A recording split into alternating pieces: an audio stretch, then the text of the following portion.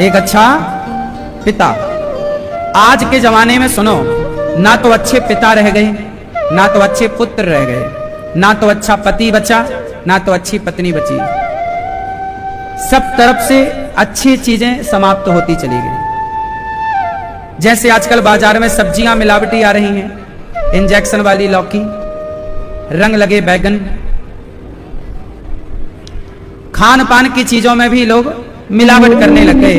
ऐसे आजकल के पतियों में मिलावट हो गई, पत्नियों में मिलावट हो गई, पुत्रों में मिलावट हो गई, पिता में मिलावट हो गई। किसकी मिलावट? कुसंस्कारों की। कुसंस्कार इतने तेजी से मिल गए, मिक्स हो गए कि अब शुद्ध चीज बची कम है।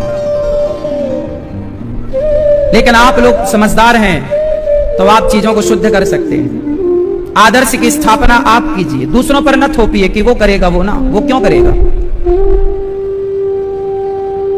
वो ना करेगा, हम करेंगे, वो क्यों करे, हम करेंगे। अच्छे काम दूसरों पे ना थोपिए, उन अच्छे कामों को खुद कीजिए। राम जी पुष्प वाटिका चले पुष्प लेने, सीता मैया भी पुष्प वाटिका में आई और सीता मैया भी पुष्प वाटिका में गई और राम जी भी पुष्प वाटिका में। राम जी की सबसे पहले सीता मैया से भेंट कहां हुई? पुष्प वाटिका में। राम जी ने पुष्प वाटिका की ओर अपने कदम बढ़ाए, सीता मैया सखियों के संग आई कि तभी एक सखी सिय संग बिहाई, गई रही देखन फुलवाई। सीता मैया जब सखियों के साथ पुष्प वाटिका आई, वहां एक मंदिर था और जब माता सीता के संग सखी आई तो एक सखी को लगा आज मैं मंदिर नहीं जाऊंगी, आज मैं बगीचे का भ्रमण करूंगी। तो वो बिहाई मतलब अलग हो गई और भ्रमण करने निकली। तो उसने देखा दूर राम खड़े हैं, राम लक्ष्मण, वाह बड़े सुंदर। वो सखी दौड़ी दौड़ी दौड़ी दौड़ी आई, अरे सीता चलो चलो चलो, कहां? अरे मंदिर बाद में जाना, आज वहां सुंदर दो पुरुष आए हैं, जरा देख लो, बहुत सुंदर है। सीता मैया बोली ऐसे कौन है? चलो तो सही, जो अयोध्या से आए हैं ना, राम लक्ष्मण, वो अच्छा यहाँ है। हाँ, सीता मैया का भी मन ना रहा, चल पड़ी। दूर वहां राम जी पुष्प तोड़ रहे हैं, इस तरफ सीता मैया सखियों के साथ। और जैसे सीता मां पहुंची और सीता मां ने राम जी को देखा, वाह, चरणों से सिर तक जैसी नजर डाली तो सीता मैया राम जी को अपलक दृष्टि से देखती रही। राम जी कितने सुंदर हैं, उनके सुंदर से बालों को देखा माता सीता ने, कितने सुंदर बाल घुंघराले से, कितनी सुंदर भगवान की आंखें देखी माता जानकी ने, कितने सुंदर मुस्कान प्रभु की देखी। सुंदर से हाथों से पुष्प तोड़ रहे हैं, डलिया में रख रहे हैं। सीता मैया राम को देखकर प्रसन्न हो गईं, पर बाद में दुखी हो गईं कि मेरे पिता ने धनुष यज्ञ रखा है, जो धनुष तोड़ेगा वो पति बनेगा, भले मेरा मन इनमें है। अब लक्ष्मण जी ने देखा कि कोई आवाज शोर सी हो रही है। राम जी से कहा प्रभु देखो, आपको कोई देख रहा है। राम जी ने नजरें उठाई, देखा तो सामने माता सीता, वाह। राम जी ने सीता मैया की तरफ देखा और लक्ष्मण जी से कहा लक्ष्मण, क्या यही जनक जी की पुत्री है? हाँ प्रभु, यही जनक जी की पुत्री, यही है सीता। राम जी ने सीता जी को देखा, सीता जी राम को देख रही हैं, दोनों की आंखें मिल गईं, दोनों की नजरें मिली तो हो गई चार। आंखों से आंखें मिली, दो से दो मिले, चार हो गए। और जब चार हुआ तो जो आंखों में निमि राजा बैठे हैं, आपकी पलकें झपकती हैं ना बार बार, तो वो भगवान राम के पूर्वज हैं, राजा निमि। राजा निमि ने देखा कि हमारे कुल में अब ये मिलन हो रहा है, तो वो पलकों से वहां से निकल गए थोड़ी देर के लिए कि राम जी की पलकें झपके ना और सीता जी की पलकें झपके ना। आप पलक दृष्टि से राम सीता को देखते रहे और सीता जी राम को देखती रहे। राम और सीता एक दूसरे को देखते रहे। सिया जी कितनी सुंदर हैं। इस संसार में ऐसी कोई सुंदर वस्तु है ही नहीं जिससे उपमा दी जाए। बताओ सीता मैया कितनी सुंदर हैं, किसकी तरह कहोगे? हाँ, किसकी तरह? आप बताओ, सीता मैया किसकी तरह सुंदर है? कितनी सुंदर है? आप बताओ, सीता मैया कितनी सुंदर है? नहीं, कितनी सुंदर है सीता मैया? नहीं है सुंदर? कितनी सुंदर है सीता मैया? इस संसार में ऐसा कोई है नहीं। कोई कहे कमल की तरह है, तो कमल कितना सुंदर है।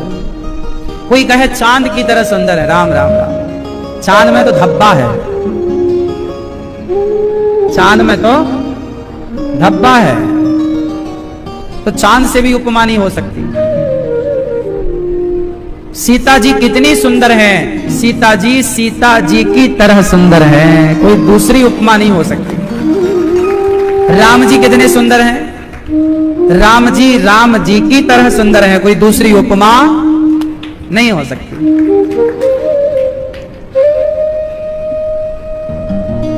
लक्ष्मण और अब कौन सा? सीता मैया बोली मन जाहिरा चौ मिलहि सोवर सहज सुंदर सावरो। गोरो वालो नहीं, गोरा वाला नहीं। गोरा कौन है? गोरे कौन है? लक्ष्मण जी गोरे। गोरा नहीं, सावरो। हमें तो सांवला वाला, सांवला वाला माँ हमें वो पति रूप में चाहिए। करुणा निधान, आप तो करुणा की निधान हो माँ, करुणा की धाम हो माँ, कृपा करो। यही भांति गौरे आशीष। इस तरह माता जानकी ने प्रार्थना की तो माँ भगवती गौरी, गौरी माता, गौरी मतलब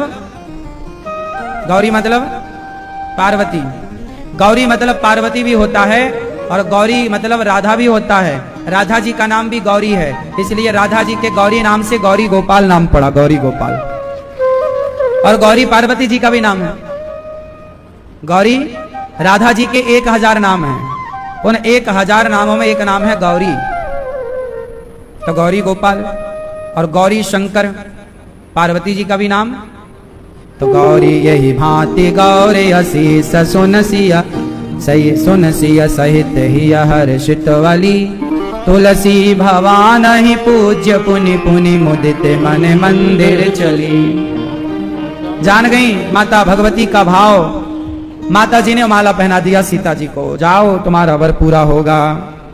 लो भैया, अब राम जी गुरु जी के यहाँ गए, पुष्प दिया, गुरु जी का पूजन हुआ, सभा लगी जनक जी की। उस सभा में राम जी पहुंचे, लक्ष्मण जी पहुंचे और विश्वामित्र जी पहुंचे। जनक जी सभा में राज गद्दी पर विराजमान बड़े बड़े देश के राजा आए हैं सीता स्वयंवर में। राम जी भी पहुंचे तो सब मंचन ते मंच एक सुंदर विशद विशाल। जनक जी ने एक बड़ा सा मंच बनवाया, बड़ी सिंहासन रखी, वहां राम लक्ष्मण और गुरु जी को बिठाया। बीच में विश्वामित्र जी, बगल में राम जी, इस तरफ लक्ष्मण जी। अब वहां पर सीता मां आई। जब राम जी बैठ गए, सब सभा लग गई, राजा इत्यादि बैठ गए। जनक जी ने संकल्प लिया है कि शिव जी का यह धनुष है, पिनाक नाम है उस धनुष का। कौन सा धनुष है? पिनाक। जो इस धनुष में डोरी चढ़ाएगा। अच्छा, धनुष तोड़ने की बात नहीं थी। धनुष पर जो धनुष होता है ना, उस पर डोरी चढ़ानी होती है जिससे वो खिंचता है ना। बचपन में आप लोगों ने धनुष वनुष बनाए कि नहीं? खेल खेला धनुष का आप लोगों ने? हम लोग तो ये बारिशों में ना खूब बांस तोड़ तोड़ के ले आते थे और बांस के धनुष ही बनाते रहते थे पूरी बारिश। हाँ या ना? आपने बचपन में धनुष बनाए हैं? खेल खेला मैया? धनुष बनाई हो? बना के रखी हो? पति 3-5 करे तो एक धनुष।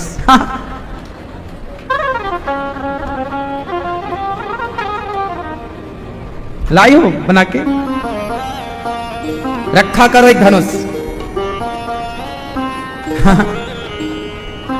पति को दिखाती रहा करो, ये भी आता हमको चलाना। राम जी उस धनुष जो था, माता सीता जी उस धनुष को उठाया करती थी।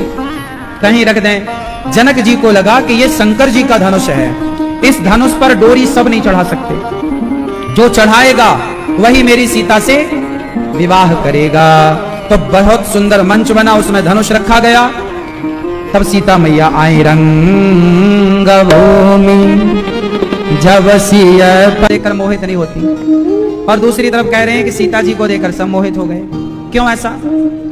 क्योंकि सामान्य स्त्रियां सामान्य स्त्रियों को देखकर मोहित नहीं होती, पर सीता कोई सामान्य नहीं, जगत जननी है, उनको देखकर सब मोहित हो गए, क्योंकि वो सामान्य नहीं है ना। बात सामान्य की कही गई थी पीछे, यहां माता सीता की बात है। जैसे ही सीता माता आई, सब लोग देखकर सीता मां की सुंदरता सब हक्का वक्का रह गए, सब देखते ही रहे टुकुर टुकुर। एक सुंदर सी आसन थी, सिया मां अपनी सखियों के साथ उसमें जाकर बैठी। वहां पर रावण भी आया है, सीता स्वयंवर में रावण भी आया था, पता है आपको? कौन आया है? रावण भी आया है, राम जी भी आए हैं, और बड़े बड़े दिग्गज राजा बलशाली सब आए हैं।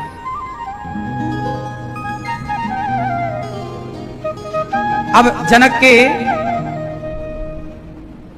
अनुचरों ने कहा, बंदी जनों ने, जो इस धनुष पर डोरी चढ़ाएगा सीता जी उसके गले में वरमाला पहनाएंगी। अब राजा खड़े भये, कोई ऐसे कर रहा है, कोई ऐसे करके जा रहा है, मैं तोड़ूंगा धनुष, उठाऊंगा। कोई एक हाथ से उठाने का प्रयास कर रहा पर हिला नहीं, दोनों हाथ से कोई उठाए पर हिला नहीं। उठाने की तो छोड़ दो, बड़े बड़े राजा हिला ना पाए, बड़े बड़े राजा हिला ना पाए। भूप सहस दस एक ही बारा, लगे उठावन टरही ना टारा। जब एक एक राजाओं से धनुष नहीं उठा, तो सारे राजाओं ने सोचा कि बहुत सारे राजा इकट्ठे होके उठाओ। अब सवाल यह खड़ा हुआ कि जब बहुत सारे राजा इकट्ठे होके उठाएंगे और माना कि धनुष उठ गया, सबने मिलकर डोरी चढ़ा ली, तो सीता जी का ब्याह किससे होगा? बोले सब लोग मिलकर उठाओ, फिर हम लोग आपस में लड़ेंगे, जो जीतेगा उसको सीता जी माला पहनाएंगे। अब सारे राजा आए और धनुष को बहुत प्रयास किया। भूप सहस दस हजार राजा एक ही बार में धनुष उठाने लग गए। 10,000 राजा एक ही साथ धनुष उठाने लग गए। अब आप सवाल कर सकते हैं कि एक धनुष को 10,000 लोगों ने कैसे उठाया होगा? तो यहां शब्द आया है एक ही बारा। वारा मतलब, वार मतलब एक ही वार मतलब, एक वार मतलब सोमवार मंगलवार, कितने वार होते हैं? तो एक दिन में 10,000 राजाओं ने ट्राई किया। एक दिन में, ऐसा नहीं कि 10,000 राजा एक साथ, ऐसा नहीं, एक दिन में 10,000 राजाओं ने, और 10, 5, 20 जितने राजा आए उतने राजाओं ने एक साथ भी, एक दिन में 10,000 लोगों ने ट्राई किया, पर वो हिला नहीं। अच्छा, वार कितने होते हैं आप बताओ? मैया मैया, ओ खड़े होके मोबाइल चलाने वाली मैया, बताओ मेरी मां, कितने वार होते हैं? 17 कौन कह रहा है? कितने? 7। सोमवार से लेके रविवार तक कितना वार हुआ? इन 7 वारों में सबसे उत्तम अच्छा वार कौन सा है? बोलो, अच्छा वार बताओ। हा? सबसे अच्छा वार कौन सा? गुरुवार? कौन सा वार? मंगलवार। आप भैया बताओ कौन सा वार अच्छा है? हा? शनिवार। अच्छा बताओ शुक्रवार। अच्छा ये बताओ 7 ही वार होते हैं कि 8 होते हैं? आज मैं आपको 8वां वार बता दूं तो 7 वारों में सबसे अच्छा वार कौन सा होता है? बोले जिसका 8वां वार अच्छा हुआ उसके 7वां वार अच्छे हो गए। वो 8वां वार है परिवार। सोमवार, मंगलवार, बुधवार, गुरुवार, शुक्रवार, शनिवार, रविवार, परिवार। सबसे बढ़िया वार क्या है? जिसका परिवार अच्छा है उसका सोमवार भी अच्छा है, मंगलवार भी अच्छा, बुधवार भी अच्छा, गुरुवार भी अच्छा, बुध गुरु शुक्र शनि सब अच्छे। और जिसका परिवार अच्छा नहीं है तो क्या सोमवार और क्या मंगलवार और क्या शनिवार और क्या शुक्रवार। तो 7 वारों को बढ़िया बनाने के लिए 8वें वार को बढ़िया बनाओ। कौन सा वार? कौन सा वार? जिसका परिवार अच्छा है उसका सप्ताह अच्छा है, महीना अच्छा है, वर्ष अच्छा है।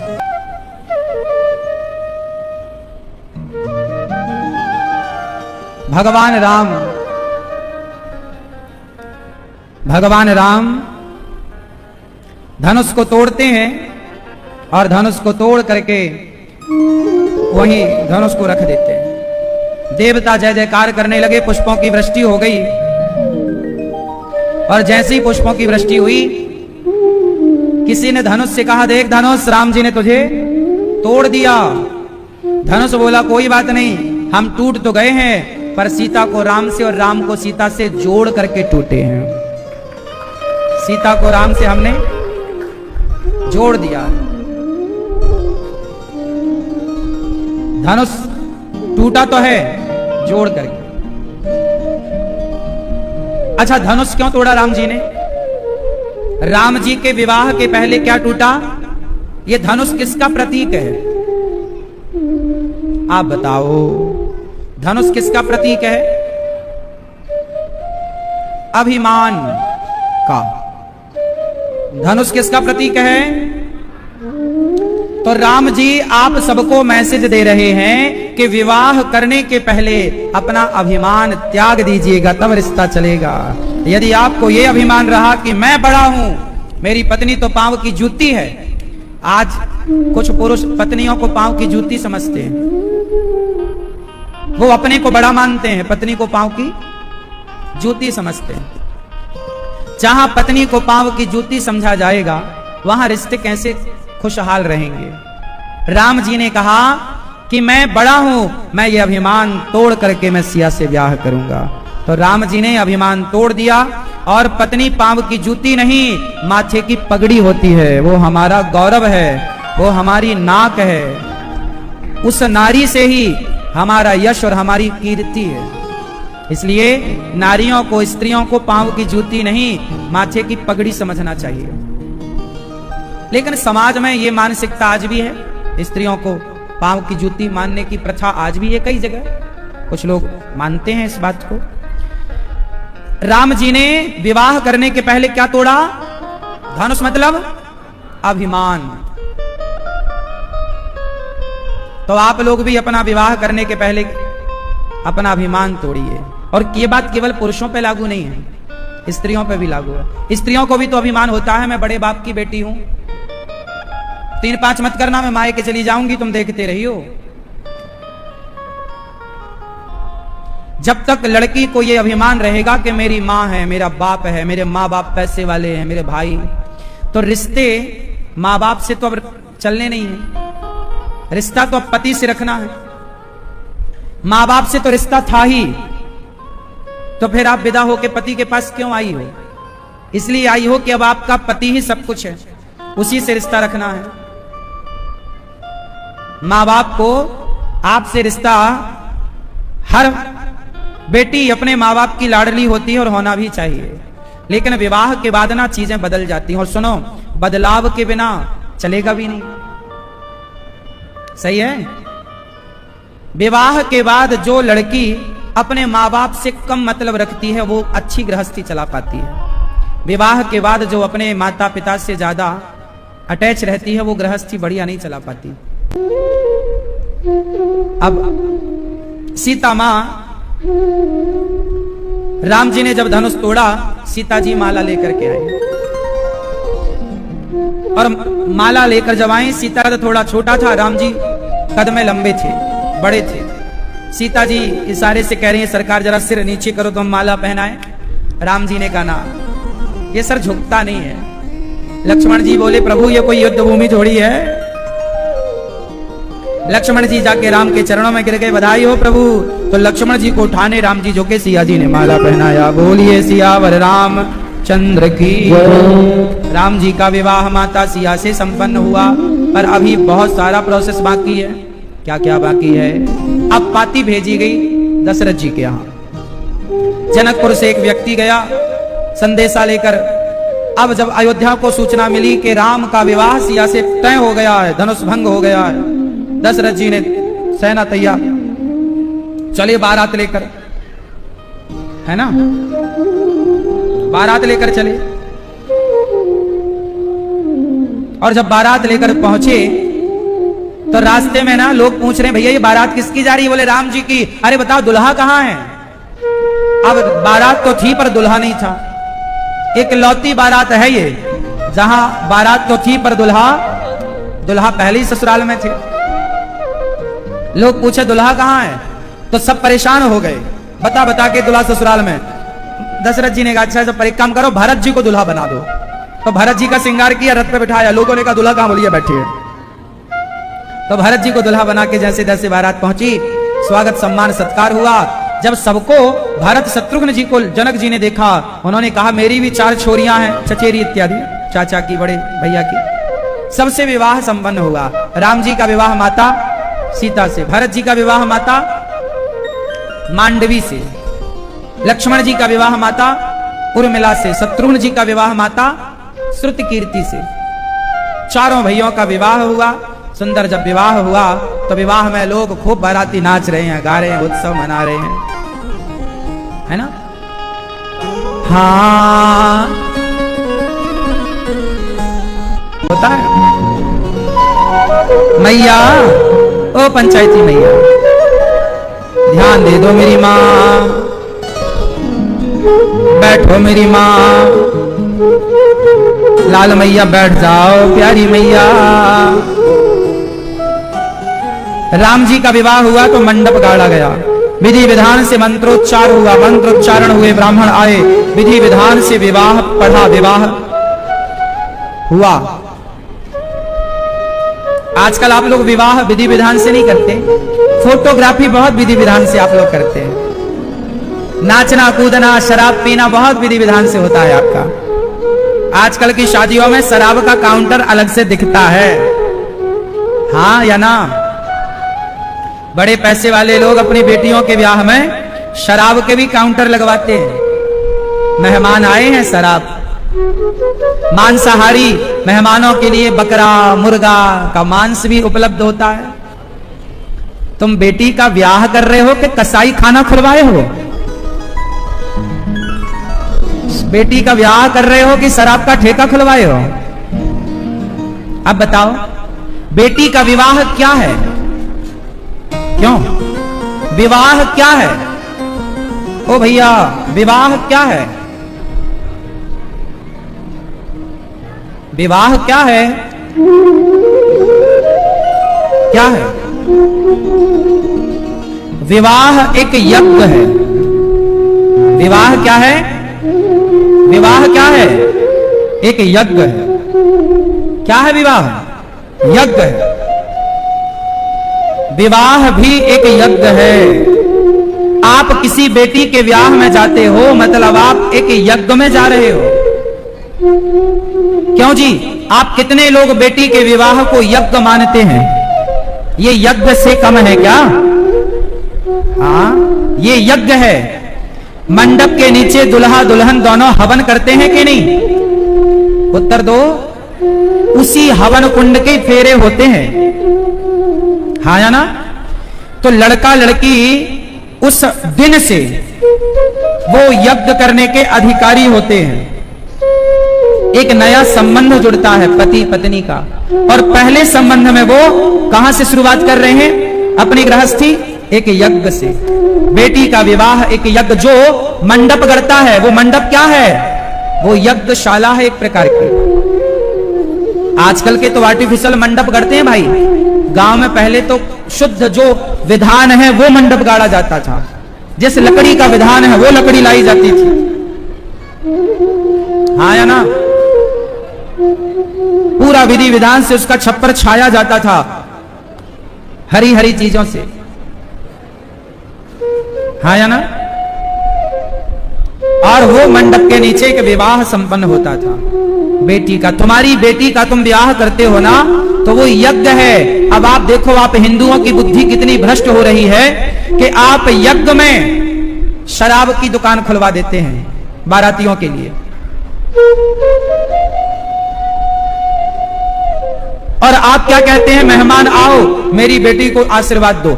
जब मंडप पे दुल्हा दुल्हन बैठते हैं तो फूफा आते हैं, मौसा आते हैं, जीजा, ये सारे लोग ना अधिकांश तो शराब में धुत हो जाते हैं, पहले पी रखते हैं, ऐसे आते ऐसे ऐसे आते हैं।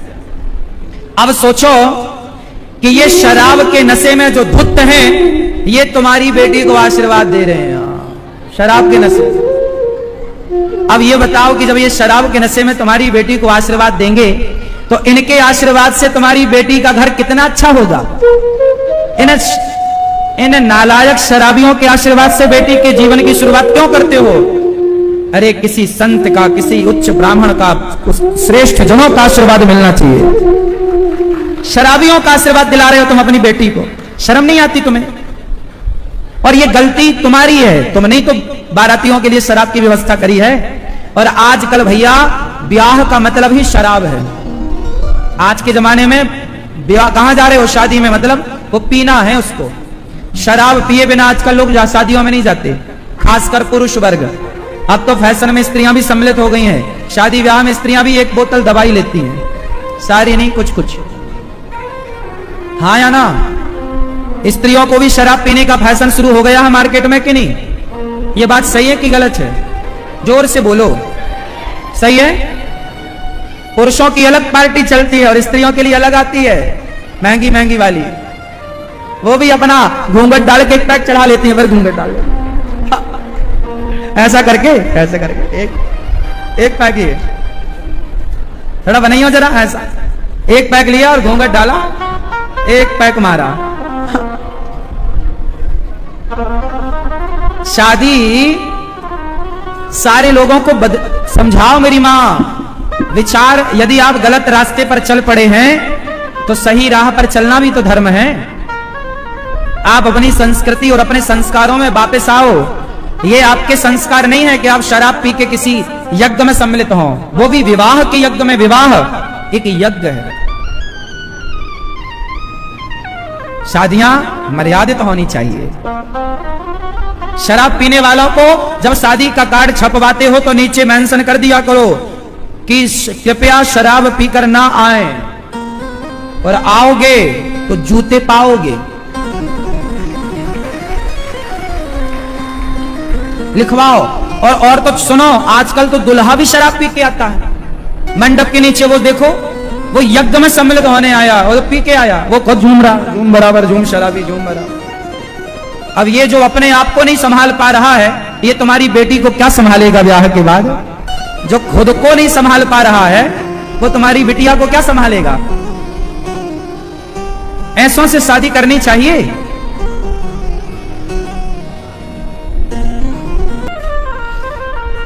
लड़के का बाप लड़के को पानी भी पिलाता है ना, बोतल वाला, उसका भी पैसा वसूल लेता लड़की के बाप से। इतना पानी पिलाया मैंने,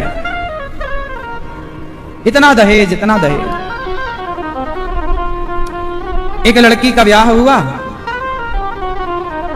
बारात आई, मंडप के नीचे लड़का बोला अपने ससुर से, मुझे गाड़ी चाहिए, गाड़ी 4 चक्के की 4 व्हीलर। लड़की का पिता सहम गया, बोला दामाद जी ऐसी तो हमारी आपसे कोई बात थी नहीं कि हमें कोई गाड़ी, हमारी तो औकात नहीं है कि हम आपको दहेज में गाड़ी दे सकें।